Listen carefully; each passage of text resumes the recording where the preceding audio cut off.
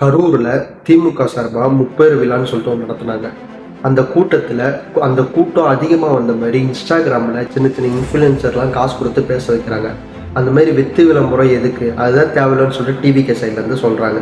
அதேமாரி மந்த்லி ஒரு யூடியூப்லாம் செலக்ட் பண்ணி அவங்களுக்கு மாதம் காசு கொடுத்து திமுக சார்பாக நிறையா டிபேட்லாம் நடத்தி அவங்க சப்போர்ட் பண்ணி பேச வைக்கிறாங்க.